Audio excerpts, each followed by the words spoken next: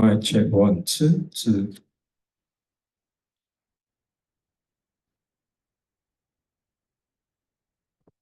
Mic check one, two. Yes, device. Mic check 1 2 1 2 3 4.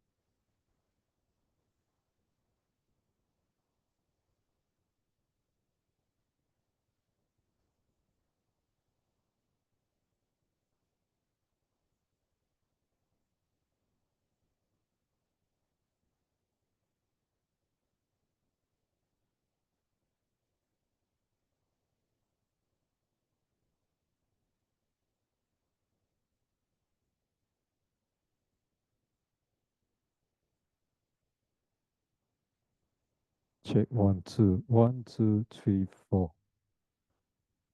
Mic test 1 2 3 4.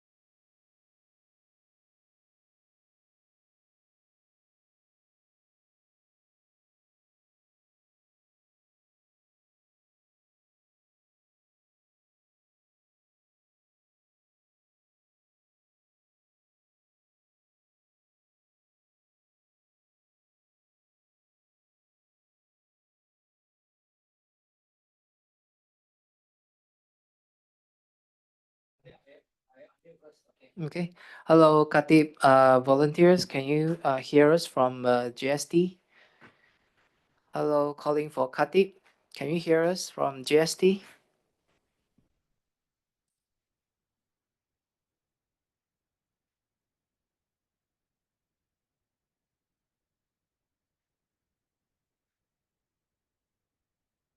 Hello, Katip.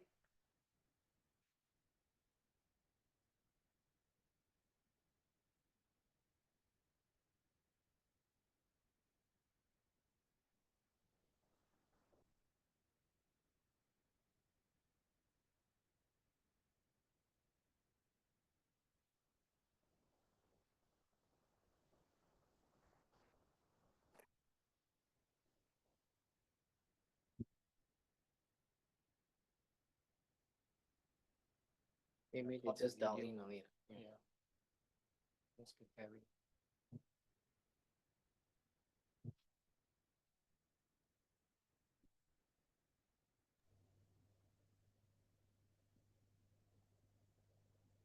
Oh, yeah, we can hear. How about you? Okay, we can hear you as well. Thank you. You want to test your video as well?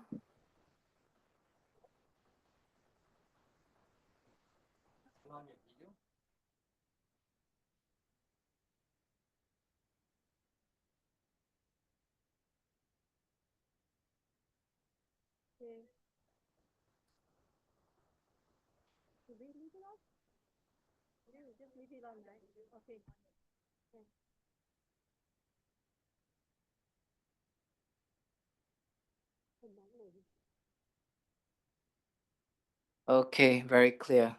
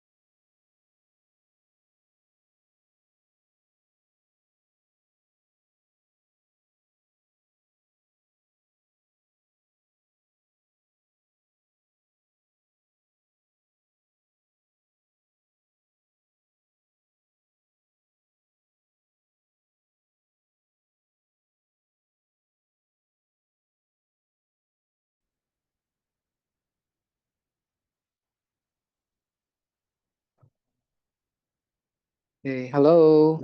Good evening, everyone. Brothers and sisters, greetings from Tang. Tonight is 13th of December. This is the last month of the year and last session for the 2024 English book study guided by our brother Joe Huang. Brother Joe Huang, welcome as well. So before we start, perhaps we just pay homage to the Buddha first. Brothers and sisters, please rise. Is it okay? Okay. Put your palms together. Let us pay homage to the Buddha. First bow. Second bow. Third bow. Good evening, everyone. Amitabha. Once again, welcome to our very last and final for our English sharing study. So I hope that everyone have a good meal. Today is a pretty rainy day in Singapore, just like how previously as well for the last few days. Hope that everyone already have your warm meals and warm stomach with yourself so that you won't feel sleepy later on. Hope you have a good evening after the Friday after works. Um, perhaps you are very busy, perhaps you're very stressed, but when you come over here, hopefully this could be some session that can help you to release some of the tension that you have encountered for the last week or for today. Okay, so without further ado, perhaps let us introduce our brother Zhou Huang to come for your study sessions. Hello, brother Zhou. Okay, good day, everybody, brothers and sisters. Good day, and like just as was mentioned, that I hope everybody had a good day, had a good week. But this is the time to unwind, and as I mentioned before, my purpose for this book study is so that we get a different perspective, we get a better overlook about what this Sutra of Infinite Meaning is trying to tell us. I am not here to explain or elaborate on the jargons, on the terminologies of Buddhism. However, I'm here to try to give a perspective and context about what was the Buddha thinking at the time and what was he trying to achieve by telling us and teaching us the Sutra of Infinite Meanings. So I will go through each of the chapters and also the sections, and I would hope that we will be able to identify the key points in each section, and then we're able to bind those sections together, those key points together, and weave a story where it's complete, a story where we understand fits the background and the context, the story where we are now able to remember, and we remember story better than we remember the sutra. And not only that, we can tell the story better than we can recite the sutra. So once again, this is not something that I am trying to show everybody the definitions of the terminologies. This is not something, and I also would not like to just repeat what was said in the books. I mean, the books we all have, we can read the books. But what I try to do is give everybody the context and perspective so that if you haven't read it, once you have this context, perhaps when you're reading it, you get a better perception about what was it this section is trying to say. Because a lot of times when we're reading this, it's easy to dive into the details of what the terminologies are and what they actually mean. And then by the time you get out of it, you forgot where you were. You forgot what you were reading. You forgot what this is. Why did we even get in here in the first place? But well, I'm hoping that we can give this overarching scope so that when you see this and read this, that you're able to understand, oh, so this is what the Buddha was trying to say.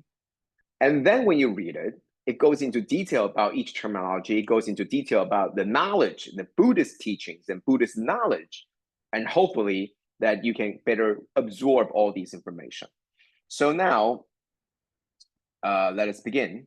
And before I begin, I think there's also this announcement I'm sure our team later on is going to see, and it's that not only is this our last session for this year, but I think we're going to be paused. We're going to be take a break in January and February due to the upcoming major holidays and also the events. So it would be a while. It would be, I think, at the very earliest March before we meet again, or maybe February, March before we meet again. And so I think it would be good to sort of wrap this up, at least for this particular, sections, and so that we will head into the new year. And by the next time we meet, it will be after the New Year's, and we will sort of start afresh. We'll begin anew again. All right. So previously, and I think I always like to make sure that before we start, I take a significant portion of the time to go back to what we said before. And I think this is very important because even when we chant the sutra, we always start from the beginning. And here at the abode, we actually recite the Sutra of Infinite Meanings, right? You always start at the beginning. So the beginning is the part where your attention is most focused and your energy is the highest level, right? And then eventually you go to the next section, you go to the latter sections, and your energy wanes, and then you begin to sort of lose focus, right? But at least at the very first, you sort of remember. And this is what we're trying to do. Every time we come here, we will go through what previously we talked about, and hoping that we get a much better surrounding context. Okay, so chapter 1 talks about virtues. And right here, right now, we haven't gone into any of the teachings. What that means is Buddha hasn't said anything. Okay, chapter 1, virtues. Buddha hasn't said anything. This chapter is still talking about the people, the place, the time, the context, the purpose. All of these things are covered so far. So we have the first 5 sections, right? And the very first section talks about the 4 questions from Ananda. And we talked about the importance. This is context, right? This is scope. This is what we're talking about, is how do you make sure the Dharma, the teaching, survives the test of time? How does this teaching can survive beyond 2,000 years? Imagine this, right? Rewrite things down in our notebook because we want to remember it, right? But how often is it that when we write it down, we either forgot that we wrote it down, or we forgot we had written it, or we forgot that we even read it at all, right? So the problem is, it's not just writing it down. The problem is writing it down and making sure that we keep going back to it. And then people know what we wrote down, and then people keep on going back to it. That's how the teaching can pass on. Otherwise, it's not enough that you remember, because nobody else will remember. It's not enough that you write it down, because other people won't remember. It's not enough that you write it down and other people know. Well, then what about the third person? So continuity and adaptability and the survivability of the teaching is here. And this is what this context is about. The Sutra of Infinite Meanings started to question whether the Dharma can really survive. The teaching is good, and the teacher is there, is providing all this knowledge and wisdom. But can this teaching last?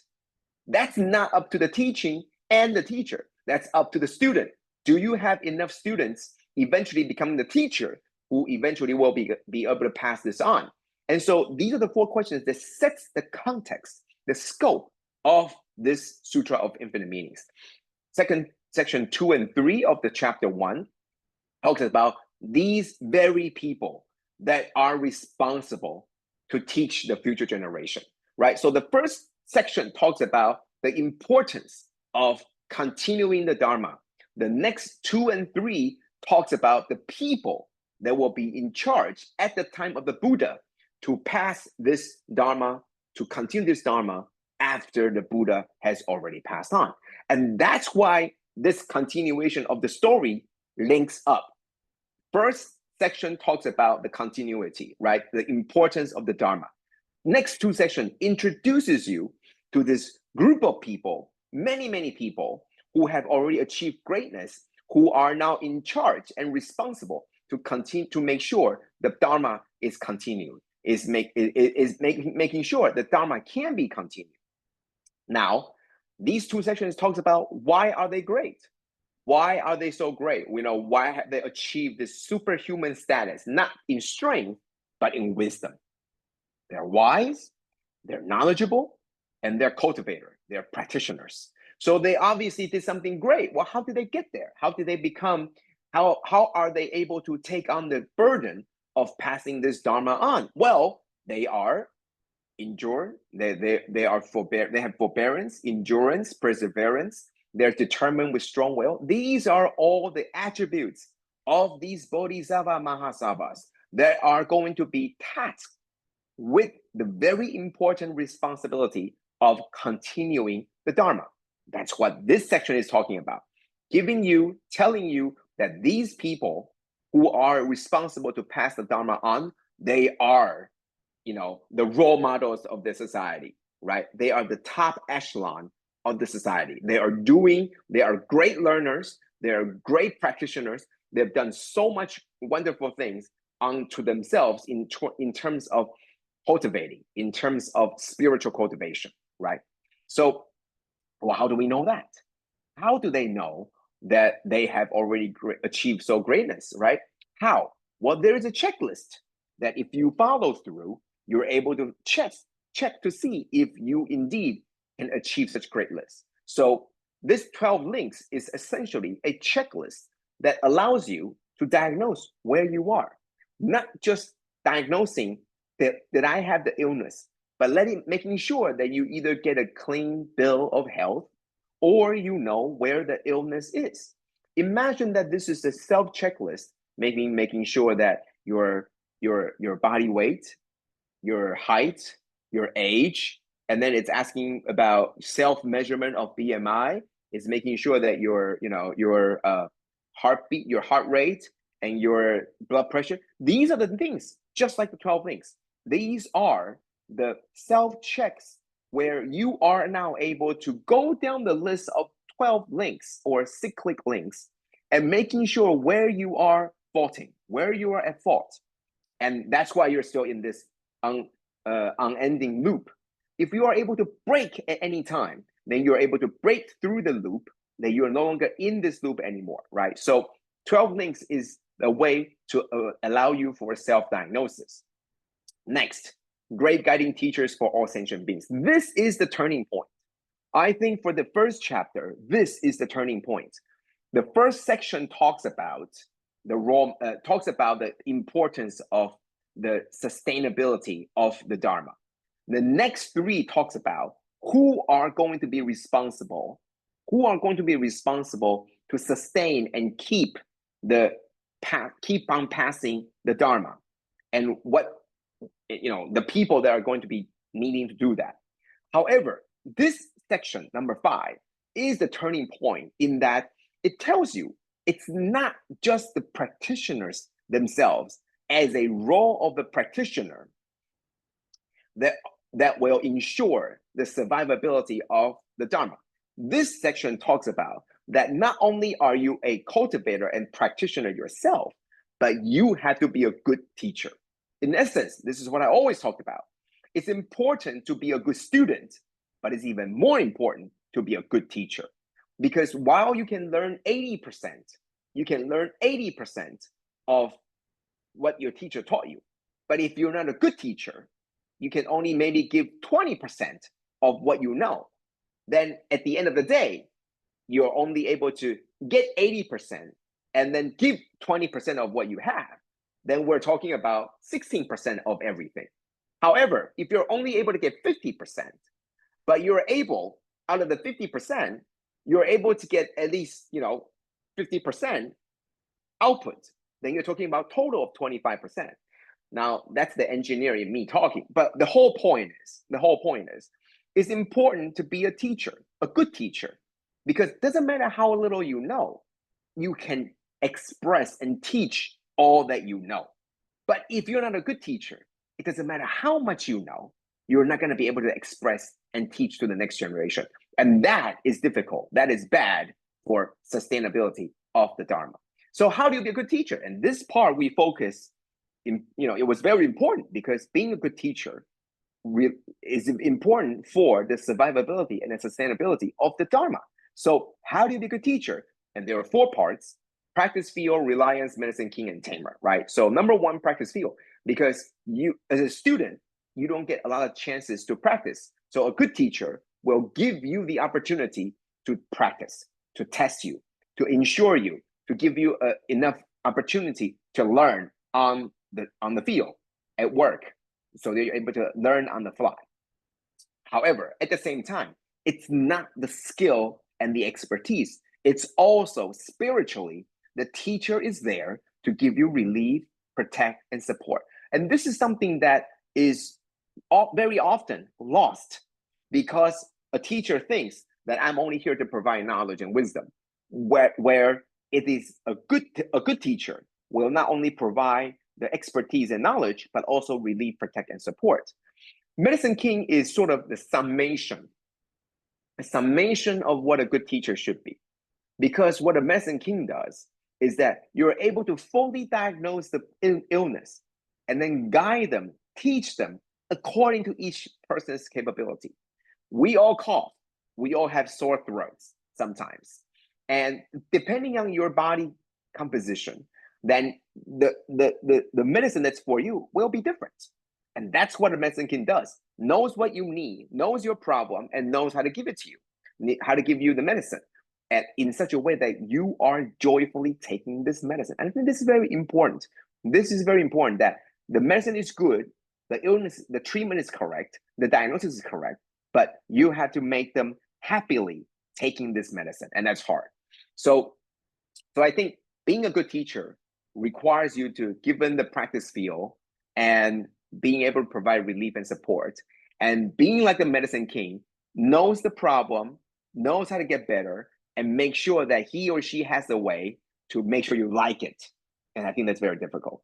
Okay, so next, all the great bhikshus were arhats. And this was going into very concrete examples. So in this section, Buddha began to enumerate, began to call out different names, right? There were different names. It wasn't Buddha, but it was called out at the assembly who was here, who was there, who was here at the present.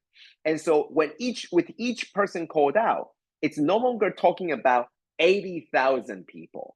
It's not talking about tens of thousands of people. It's talking about very specific individuals.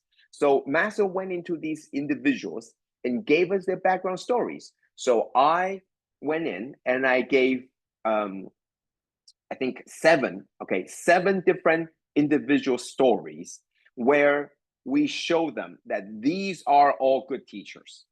These are the great followers, the main disciples of the Buddha, and they are the great teachers.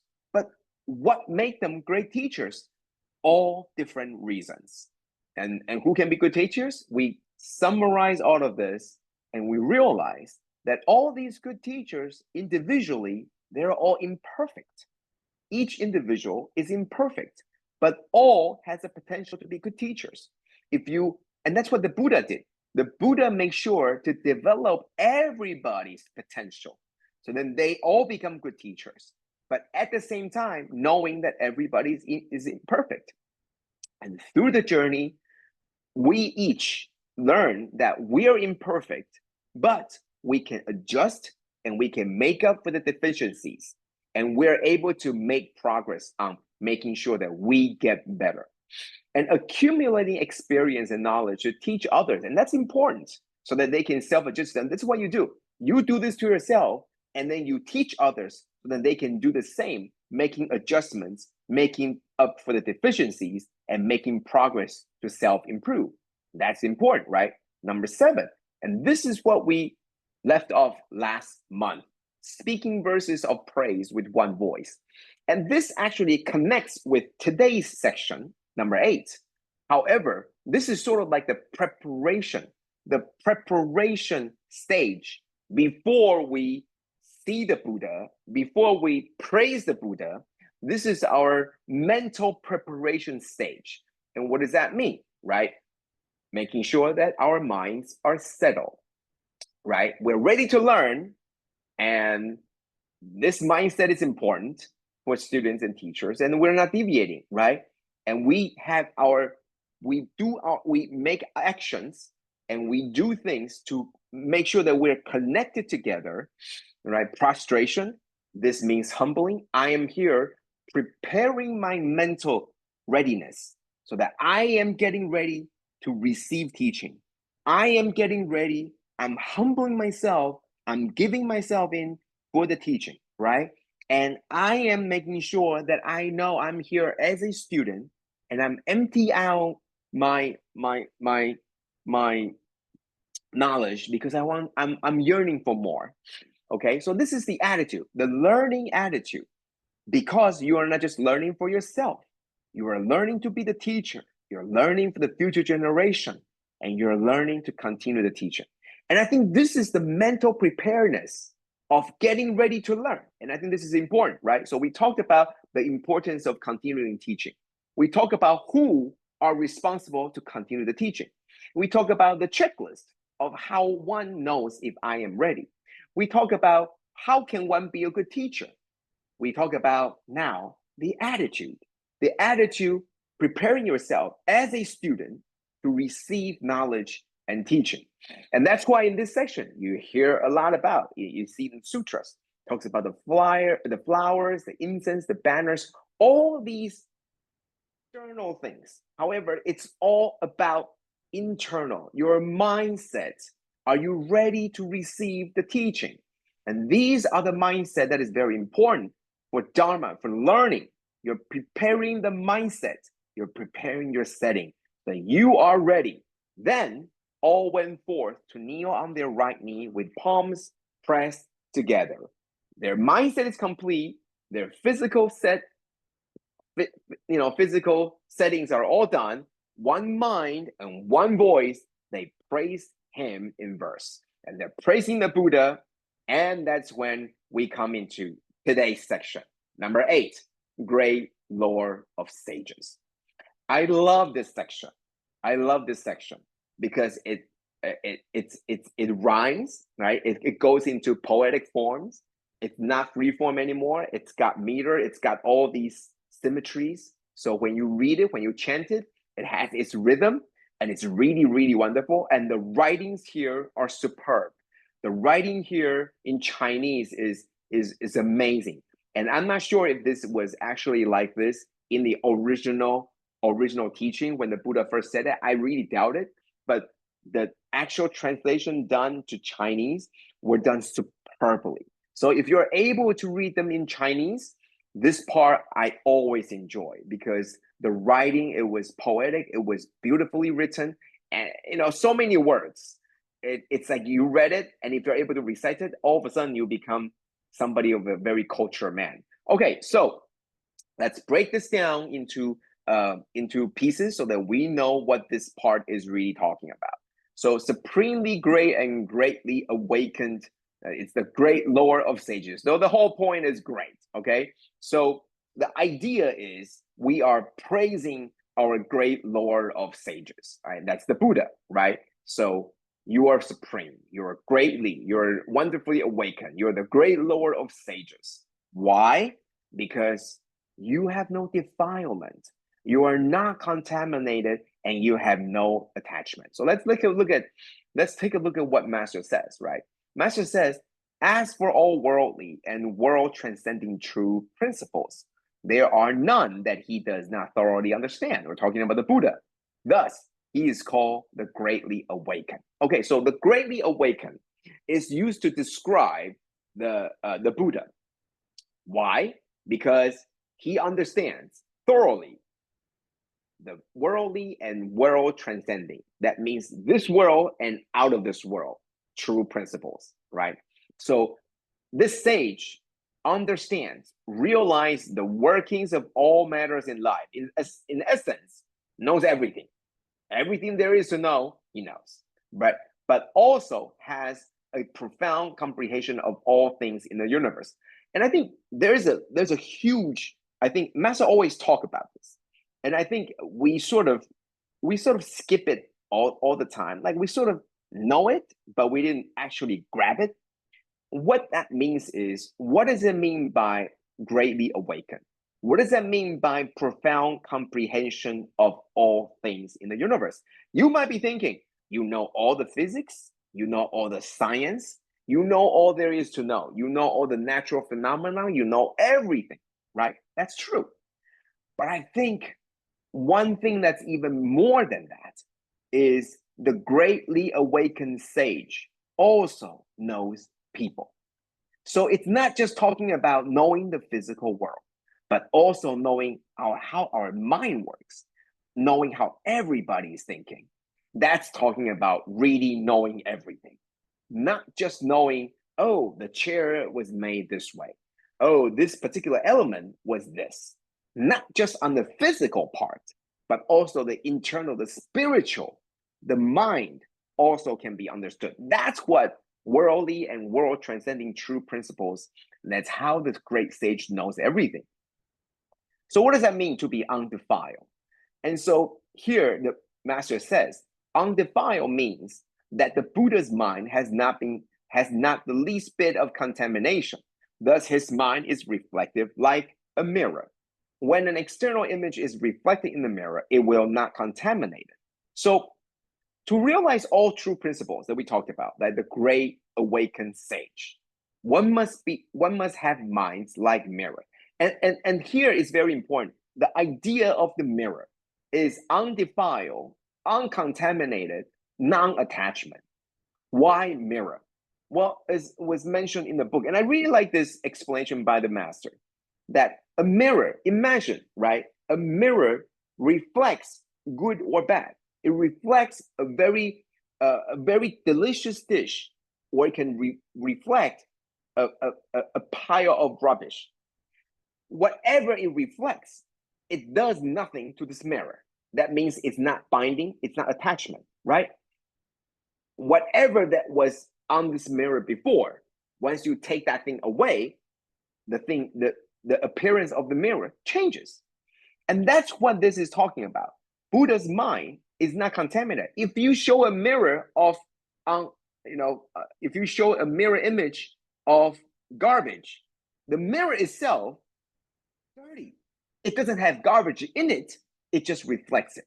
So what does that mean to us? That means the world is somehow contaminated, but are we contaminated? Or are we just showing and reflecting? Is everything around us, we reflecting everything around us? Or are we also contaminated by everything around us? And I think that's important. I like to point this out. Master always says that we have the inherent Buddha nature. And I think that's true. I believe we have the Buddha nature, except we have to work hard to find the Buddhahood within.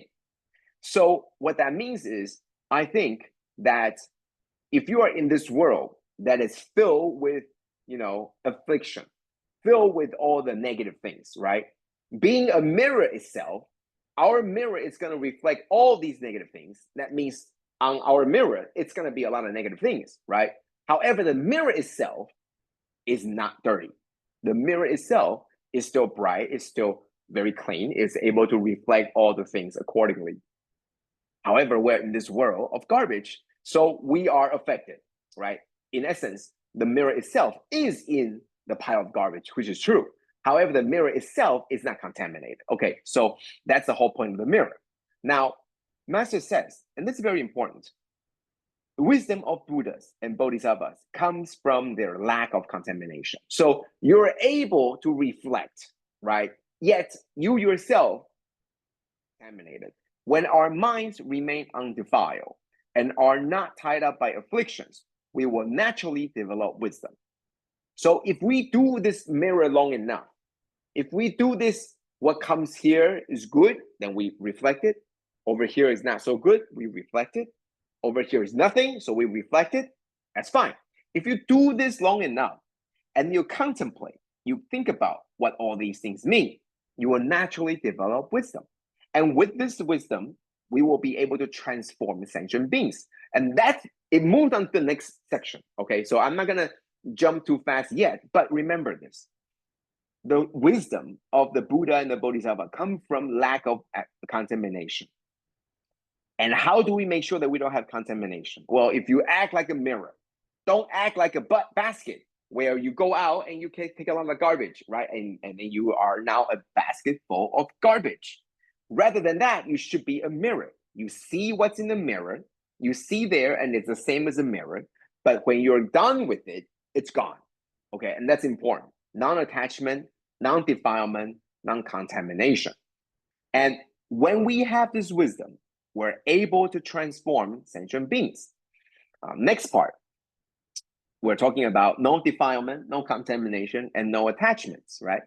So, okay, so that's what we're talking about. I think what this here says is that in order for you to be a greatly awakened Lord of Sages, the simplest requirement is you have no defilement, no contamination, no attachment.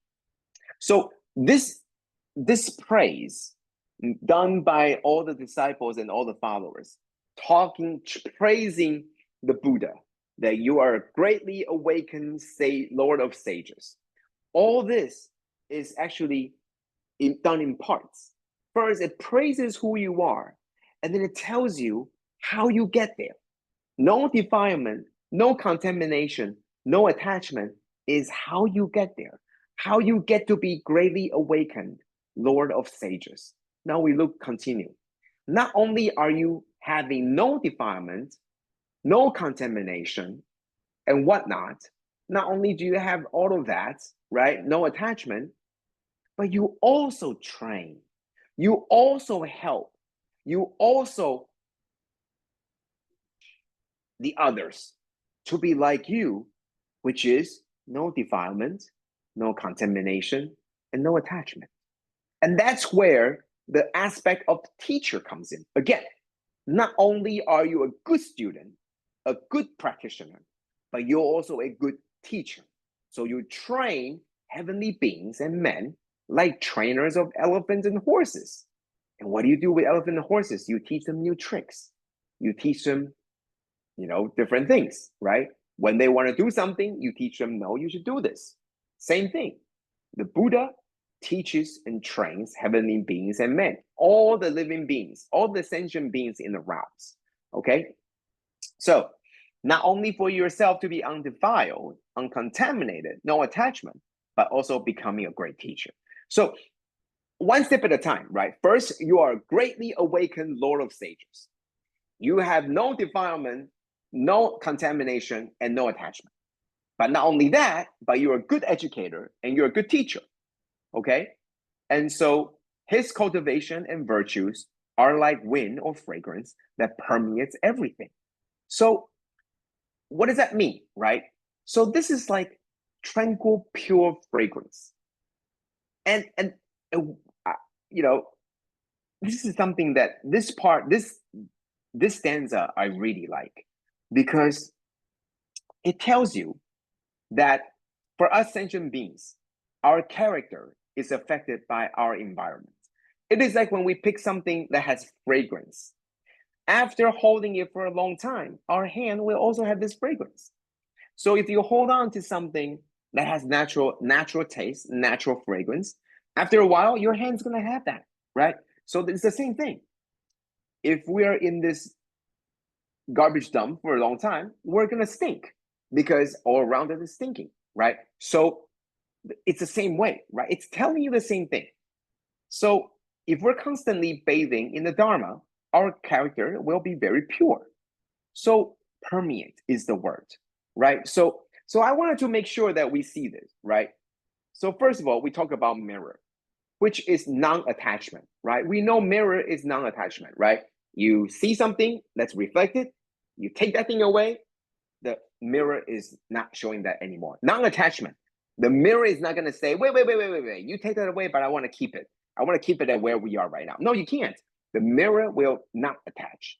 But at the same time, fragrance talks about permeation, and lingering. It means that if you hold on to it long enough, it's on you. Okay? So these two aspects are different, yet it shows up in the same praise. While you're non-attachment, you're not attaching to good or bad, right? You're like the mirror. Sometimes you see this, sometimes you don't, right? Fragrance is the opposite. It tells you that if you hold on to it long enough, you have that. So it's attachment. But that's the whole key. You are juggling for this very fine balance between what you should hold on to and what you need to let go. The good things you want to hold on to, like something that has good fragrance, therefore you are now affected, right? It permeates and it lingers. On the other hand, mirror is the exact opposite. Once you take it away, it's gone. So these are the tools. Once again, that's wisdom, right? Knowing when to be a mirror and knowing when to be like fragrance. That's wisdom. Are you able to know and make a decision on how to be a mirror and how to be a fragrance and when to be which? Okay, that's number one.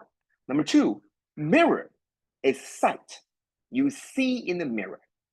Fragrance is smell. It's a sense of smell. The difference between sight and smell is that sight is direct, right? It's straight line. Even if you have reflection, everything is straight line, right? You can calculate at an angle. If the mirror is here, you look from down here, you go up, and it's a reflective angle. So the angles can all be calculated because light travels in a straight line, right? So it travels straight line, so you're able to see it. The lights bounce off, etc., right? That's light. However, fragrance or smell, it doesn't get affected by your dimension. It doesn't affect it by your space. You could be next room, but you can smell it. But if you're next room, you cannot see it. So there are things that you can see because it's direct.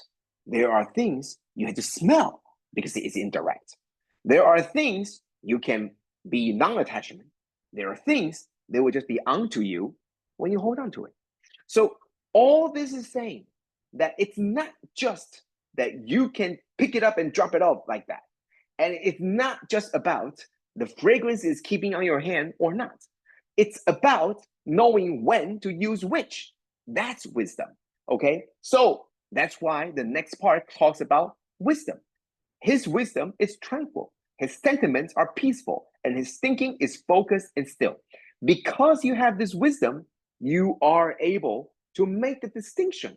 When should this be non-attachment, and when should I have this lingering smell, lingering fragrance, right? That's what this is important. The great Lord of Sages has all the tools available to him, and he knows when to use which tool. He knows in this situation, I need to be non-attaching. He knows at other specific times, I need to make sure it permeates and it's lingering. That's going to be the wisdom. The great Lord of Sages has all these tools, and he has the wisdom to know when to use which. That's wisdom.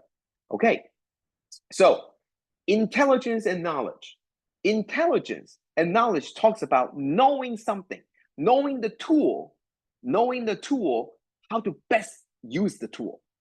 If I have this fragrance, how do I maximize making sure everybody can smell it? Neither is the same thing, right? Making sure the best, the maximization of all these things. But wisdom is more important because it tells you when to use this.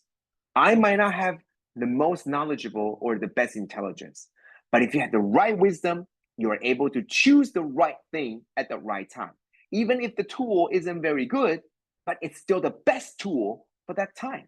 Even if you're very good at it, right? You have a great skill with hammering.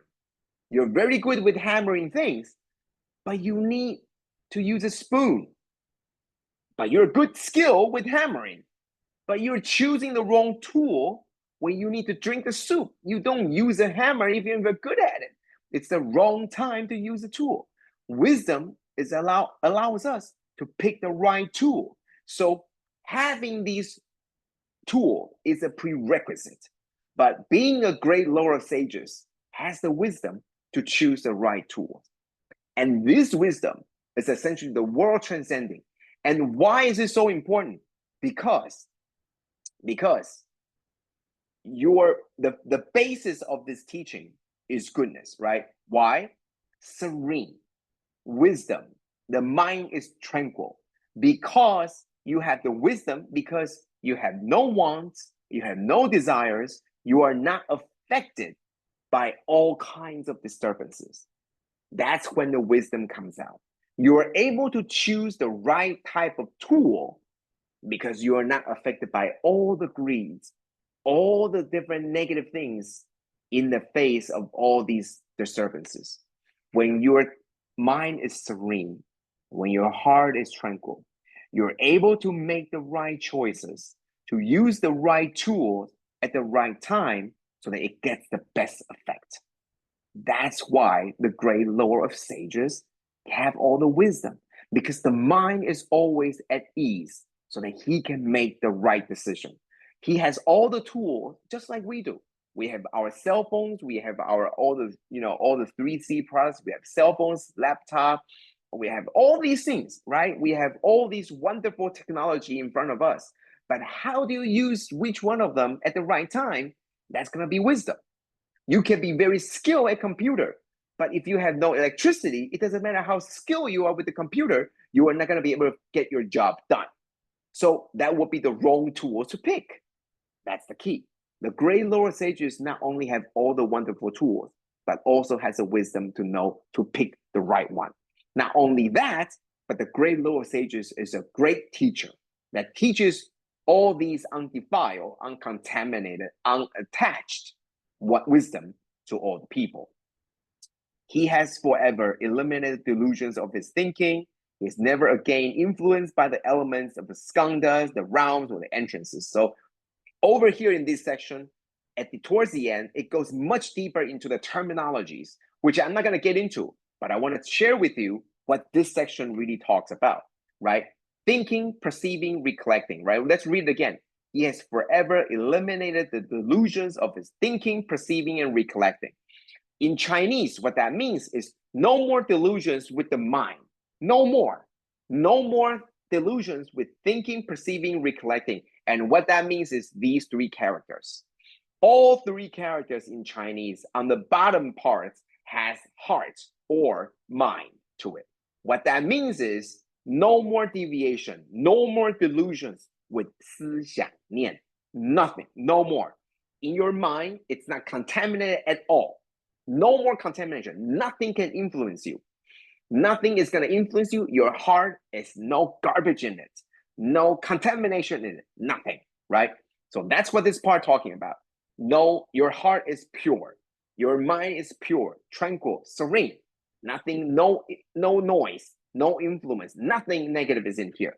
But even more important, you cannot keep your heart serene or clean if you cannot stop all the negative things from coming in.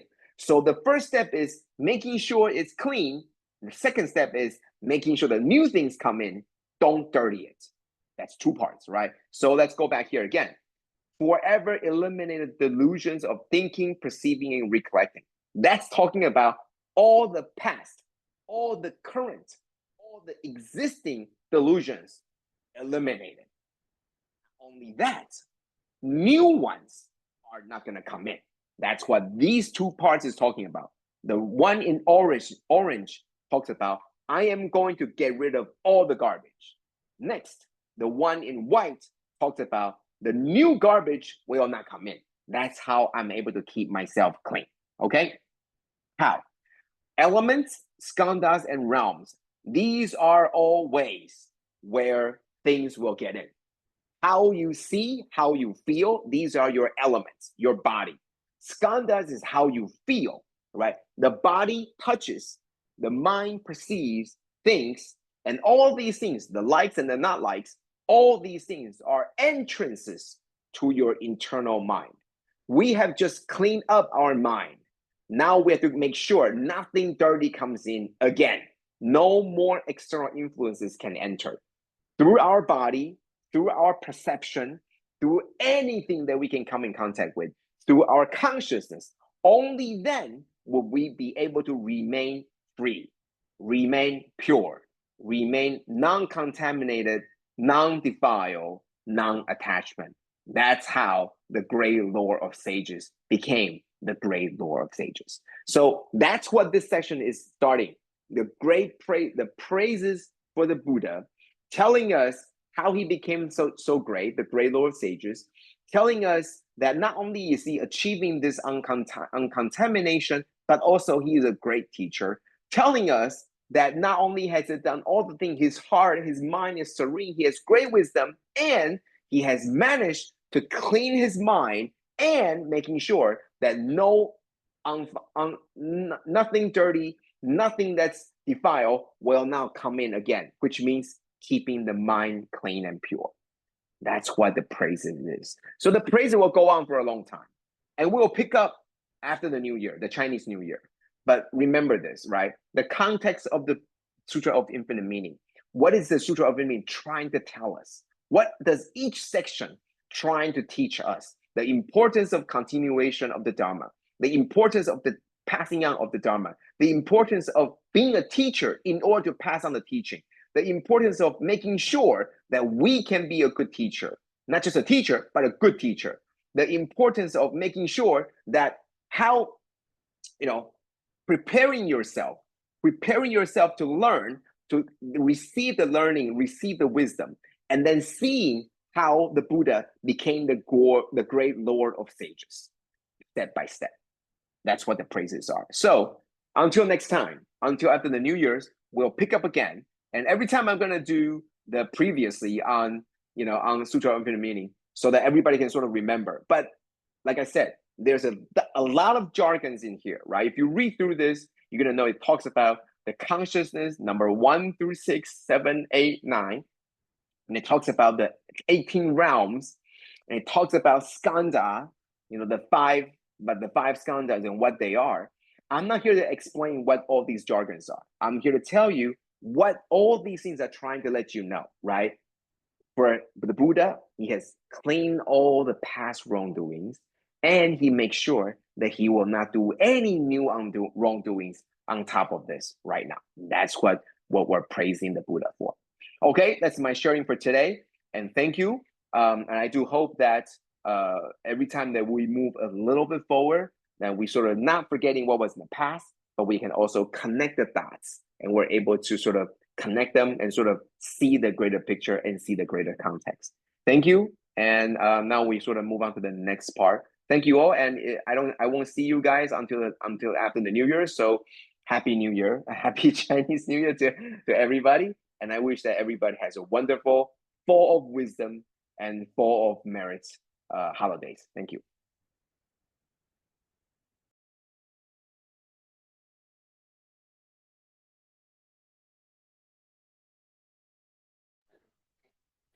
Okay, thank you, Brother Joe, for the wonderful sharing for all of us. Thanks for the wrapping up for the previous 7 chapters and the freshly new number 8 chapter, the Great Lord of Sages. It's a really, really insightful sharing to all of us, especially myself. It's really needs some time to digest as well. So again, can I open up to the floor to have any question that's or anything that one would like to chat with Brother Joe? Open up to all the South Zone and the North Zone volunteers, or whoever in the online. I can see that we have a lot of 20 odds attendances online as well. Sure. Yeah. Hello. Any question for Brother Joe today? Okay, maybe I shall start off with a question. So, Brother Joe, yeah, very grateful that you are always sharing all the wonderful insights with us, and despite your busy schedule. So, I have a question because you mentioned that we need, in order to be a great teacher, our minds have to be uncontaminated, undefiled, and non-attached. Now, my question is that can we still be a good teacher if we still have all some defilements, and our minds are still contaminated, and we still have attachments, because we are still householders. We have not reached the level of the sages. So is it okay to accept the fact that we are not perfect yet, and we still have many shortcomings and attachments, because there are times when sometimes you feel that, we are not good enough. We should not be teaching others when we have not reached that level or that state. So we have a kind of a hesitation. But on the other hand, if you don't share or you don't teach, to others, the others may not be able to hear or gain further insights on the Dharma or on the teachings of our master. So is it okay to be not perfect and yet be a good teacher, or we must be really good in order to be a good teacher? Thank you. Okay, thank you, Brother Andrew. I think this is a good question. I'm sure you have the answer, but you just giving me this opportunity to sort of elaborate on this. I think we mentioned in the previous chapter that I think it was all the great teachers are arhats. I think that one where we talked about all these role models, they are imperfect, right? Whether you have Sariputra, all these role models, all these wonderful disciples, the main 10 disciples from the Buddha, they're imperfect. Not all of them are perfect, yet they all sort of have something that's positive. And I think what we have learned so far is just like the 12 cyclic links, there's a checklist of the things that we can and we can't do. The idea is, do you know, can you self-diagnose where you're good and where you're not so good? A good teacher is being able to teach what you have, but at the same time, you're slowly draining all your defilements, right? So that's the key. That's the key. So that's why you don't have to be perfect to be a great teacher, but you have to sort of decide. The whole part is the wisdom to teach the good thing that you have. At the same time, you're a student where you're still correcting the bad things that you have. So for all the good things, you're a teacher. For all the bad things, you're a student. And we're able to sort of juggle that role accordingly, because sometimes the fact that you are learning to get rid of all the defilements and contamination as a student, the fact that you're doing this makes you the teacher. So that's why the role isn't so specific, isn't so clear cut. But essentially, it's telling you that there is always this state. It's a mesh where it's not exactly that you're always a teacher or you were always a student, but rather it's always sort of this state. But I think the idea is that's exactly how our mind is, right? Sometimes we're happy, sometimes we're not. It could be one moment you're happy, one moment you're not. The same idea in that this moment, we know we're the teacher. We're now sharing. But at the other time, when I see somebody who is much more diligent, I become the student.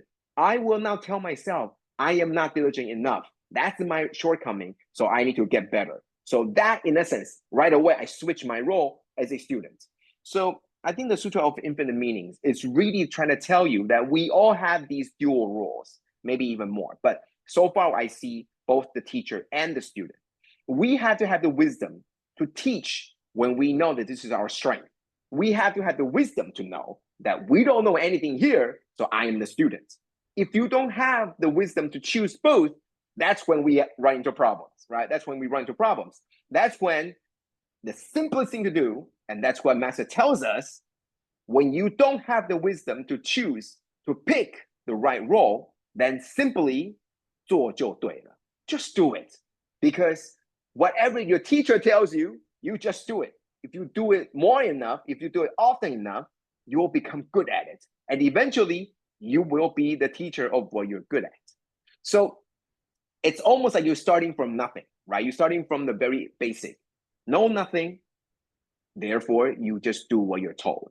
But because you're following a good teacher, when you're doing this, you eventually pick something up. Eventually, you become good at it. Now you become the teacher of what you're good at.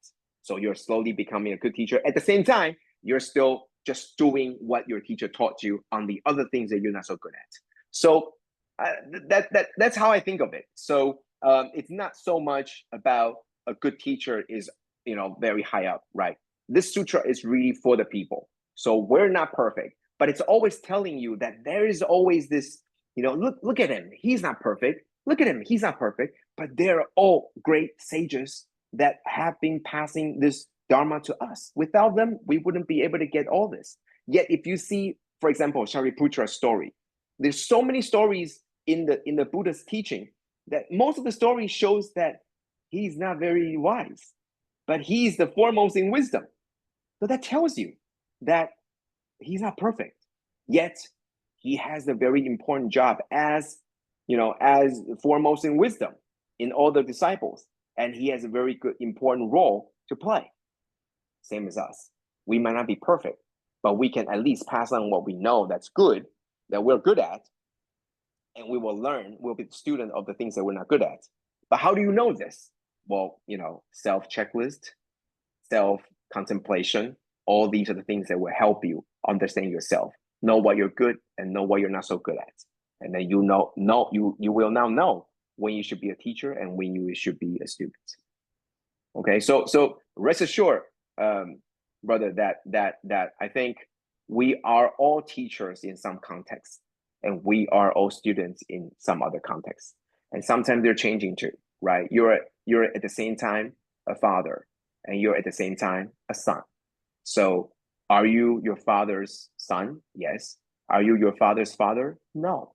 So we have juggling roles, and you would know when you should be what role at what time. And that's our standard teaching. Same thing with wisdom. Same thing with all these teachings as well. Thank you.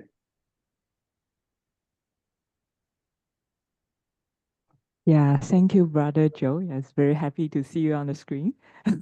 Yeah, so I think today we have a very interesting example, like a mirror and the fragrance. Yeah, so what kind of thing to keep and what kind of thing to let go? Yeah, so I sometimes feel that every day we are just packing the luggage for our next life. What kind of thing to pack, what kind of thing to get away. Yeah, so just wondering that I think everybody knows that Master now is under her kind of New Year tour, yeah, to give all the blessings to the newly certified commissioners and citizens. And just around the discussion nowadays, all the 随师 discussion, would you be able to share with us some examples about what to keep and what to let go? How can we find a balance between that? I think it's a very, very good question. I mean, we're talking about all these, something that's very abstract. What to keep, mirror, fragrance, right? Thank you, Doing, for asking that question. Today, it's amazing how today, in the early morning, because right now we're at Guandu, so this is our the 人文之夜, this is our ITV stations right here. So every morning we listen to the sharings, and today today the special guests are the presenters, the sharers are Dai Drama. So you have these producers, you have these directors, you have even some of the actors and actresses that came to share, and one of them shared a recent drama where they were shooting in a more rural area in Jiayi. And one of the actors, you could tell right away that these actors and actresses, they're not Tzu Chi volunteers. They are actors and actresses, right? That's their job. And one of them who shared that he went to this place, and because it's a very rural area, and they use real people, not actors, but real locals to act as locals. So the director said, you would oftentimes, in the morning when you're about to shoot a scene, you would have to literally go into the farms and you tell them, uncle or grandpa, it's your turn. Don't go to the farm today. You have to be here on the set. Okay, so that's very real. Okay, so that's how they are real locals acting in the show to portray locals. Okay, but one of the actors was very young. He explained. He said that when they moved in, when they went on the scene, there was a grandma next door, and the grandma was very, it's very friendly. So she said, "Oh, if you are shooting the scene here, you're going to be shooting the film or shooting the TV drama series. my house, we got nobody home and our house is pretty big. Come and sort of, it could be a hostel. You can come here and stay here, right? So they did. So the actors, stay there for a while, right? And he's very young, right? So the grandma every day, I'm not sure if it's every day because every day is kind of a lot. But anyway, every so often gives him 2 eggs, boiled, these broiled eggs, right? And he remembered that his grandma always gives him 2 eggs on his lunar birthday. So he makes the connection, right? He makes a connection that the grandma there and his grandma. And so he makes a connection. And so it makes him feel like home. That's a strong connection. And then he said, he slowly began to see this grandma in front of him, a lot of traces of how he sort of remembered his grandma. But because he doesn't quite remember his grandma anymore, more and more is about this grandma. And so he was very touched. So when the show was finally done, he said that it was very difficult to part. And then he said he did something that he had always wanted to do, but he didn't have a chance. He asked this grandma, "Can I cut your nails? And can I help you cut your nails?" And so there's a picture of him cutting her nails. And he said, why? He said, because his mother, towards the end, his mother passed away during COVID. And at the time of COVID, all the hospitals, they were in lockdown. So because it's contamination, so you can't go in. And he has always wanted to cut nails for his mother, but he couldn't. She passed away. So he choked up when he was sharing this, right? It's all about family. It's nothing about drama, right? So over there at the time, you could see, and the fact about cutting nails, the fact about the eggs, it's something that after this, it's gone, right? Like it's on the mirror, right? After the whole day I was busy, I didn't think about any of this. But what lingers, the smell, it's the feelings of the lost family. That's the smell. That's the fragrance that kept. It's not somebody cutting the nails. It's the feelings, the smell of you losing loved ones. Amazingly, today, there was another drama, right? I think it was the monster, 打怪任务, I don't remember the Chinese, the English name. And it was exactly this story, the story about fighting COVID in the Tzu Chi hospital in Taipei. And guess what? That was the drama that was next. And they shared, right? And the producer was there. And our superintendent was here too, right? So the superintendent had to leave in the morning, right? Going back to the hospital and work. But before he left, he said he heard that story about the eggs. And he said, my grandma also, I mean, we're talking about 60-some-year-old superintendent, right?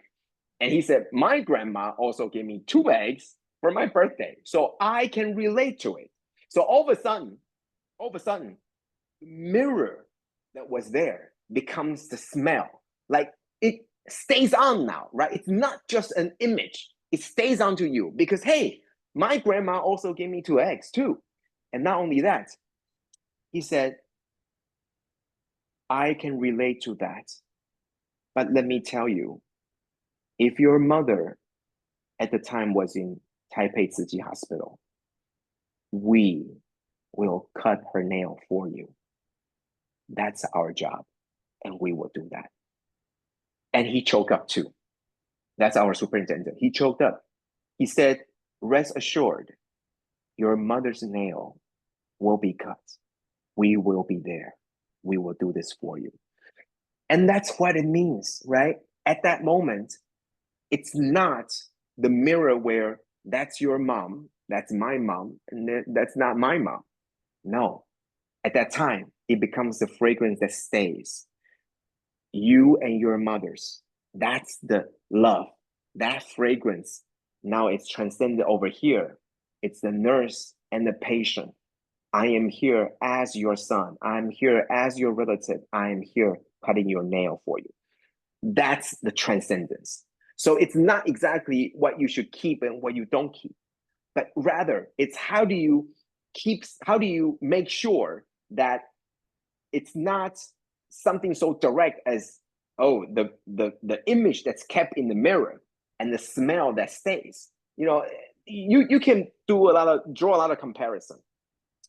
But I think if you want to talk about fully rational, then that's your mom, and I can cut her nail, but that's not going to be your son cutting the nail. But no, they draw the comparison. This is my grandma. My grandma used to do this, but this in front of me is not my grandma. Yet I relate to this. I am now connected to you as if you are my grandma. So I did what I could do, which is cutting your nail. I want to remember that. Do you call that attachment? That's some kind of the fragrance that stays on. But if you are attached to it, then you will be kicking yourself. You will be blaming yourself. You will be blaming the hospital for not letting you cut your mother's nail. Now that's attachment. So it's the same thing, but it depends on how you tweak at it. And if you tweak at it right, then it becomes something of a fragrance. And if you don't do it right, no, that's attachment. That's defilement. That's corruption. That's contamination.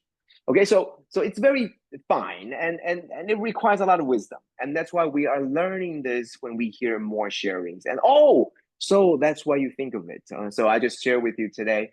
That's what I heard, and I thought it was something we can draw a comparison from.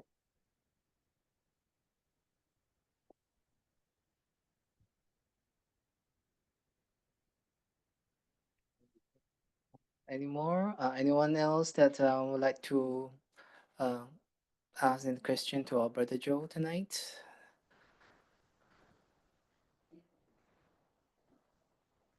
Sister? Brother If not, then we close up. Let Brother Joe rest. Okay, I think let's call it a night.